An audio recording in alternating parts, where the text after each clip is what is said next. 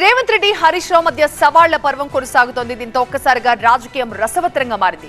చెప్పినట్లుగానే హరీష్ రావు రాజీనామా పత్రం పట్టుకుని గన్ పార్క్ కి బయలుదేరారు. ప్రస్తుతం మా ప్రతినిధులు రాకేష్ అండ్ జ్యోతి ఇద్దరు కూడా మనకి లైవ్ లో జాయిన్ అవుతున్నారు మరింత సమాచారం అందించడానికి. రాకేష్, హరీష్ రావు బయలుదేరినట్టుగా తెలుస్తోంది. మరి అటువైపు నుంచి ఏమైనా రెస్పాన్స్ కనిపిస్తోందా? ఇప్పటివరకైతే కాంగ్రెస్ నుంచి ఎట్లాంటి రెస్పాన్స్ లేదు. హరీష్ రావుతో పాటు కొంతమంది గ్రేటర్కి సంబంధించినటువంటి ఎమ్మెల్యేలు రాజీనామా పత్రంతో గన్ పార్క్ బయలుదేరారు. గన్ పార్క్ వెళ్తున్నటువంటి కాన్వాయ్లోనే మనమున్నాం. హరీష్ రావు స్పీకర్ ఫార్మేట్లో ఒక రాజీనామా పత్రం, దాంతోపాటు బహిరంగ లేఖ రూపంలో ఒక రాజీనామా పత్రం రెండింటినీ రెడీ చేసుకొని వెళ్తూ ఉన్నారు. అక్కడటువంటి మేధావులకు వాటిని అందజేస్తారు. ఆగస్టు 15 లోపు ఇచ్చినటువంటి కాంగ్రెస్ హామీలన్నీ 6 గ్యారంటీల్లో ఉన్నటువంటి 13 హామీలు, దాంతోపాటు రైతు రుణమాఫీ, వీటన్నిటినీ కనుక అమలు చేస్తే ఖచ్చితంగా నేను రాజీనామా చేస్తాను. దాంతోపాటు నేను రాజీనామా చేస్తే సిద్దిపేటలో వచ్చేటువంటి బై ఎలక్షన్స్లో కూడా పోటీ చేయను.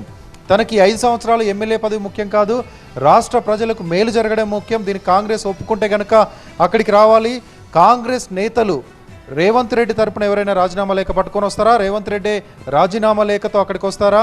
ఒకవేళ ఆగస్టు 15లోగా అమలు చేయకపోతే ఆయన రాజీనామా పత్రాన్ని గవర్నర్కి అందించాలి. అమలు చేస్తే నా రాజీనామా పత్రాన్ని ఇటు స్పీకర్కి అందించాలంటూ ఆయన సవాల్ విసిరారు.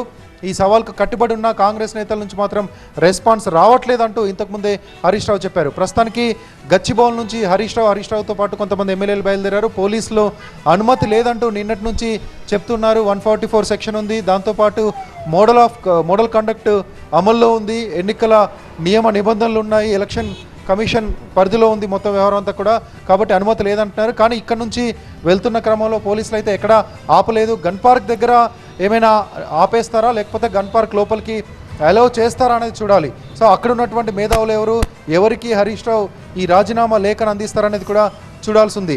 కాంగ్రెస్ వైపు నుంచి ఇప్పటివరకైతే రియాక్షన్ లేదు. కాంగ్రెస్ వైపు నుంచి ముఖ్యమంత్రి తరఫున ఎవరైనా ఒక రాజీనామా పత్రాన్ని తీసుకొని రావచ్చు అంటే ఇంతకుముందు మరొకసారి కూడా హరీష్ రావు ఇంటి నుంచి బయలుదేరే ముందు మీడియాతో మాట్లాడి చెప్పారు. కానీ కాంగ్రెస్ దీన్ని ఎట్లా తీసుకుంటుంది? ఆగస్టు 15లోగా నిన్న అక్కడ ముఖ్యమంత్రి రేవంత్ కూడా దీనిపైన మాట్లాడారు.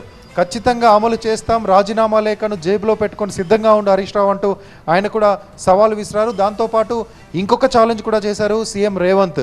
ఒకవేళ ఆగస్టు 15 లోపు మేము అన్నింటినీ కూడా ఇచ్చిన హామీలన్నింటినీ నెరవేరుస్తే కేవలం మీరు రాజీనామా చేయడంతో పాటు మీ పార్టీని మీ పార్టీని రద్దు చేసుకుంటారా అంటూ కూడా సవాల్ విసిరారు. ఇంతకుముందు అదే ప్రశ్న హరీష్ రావుని అడిగినప్పుడు ముందు రాజీనామా కట్టుబడి ఉంటే ఆ తర్వాత అమలు చేస్తే పార్టీని రద్దు చేస్తారనే విషయం పైన తర్వాత మాట్లాడొచ్చు అంటారు. ఇప్పుడైతే హరీష్ రావు వెళ్తూ ఉన్నారు. ఇంకొక 15-20 నిమిషాల్లో దాదాపుగా అక్కడికి చేరుకునేటువంటి అవకాశం ఉంది. Rakesh, thank you.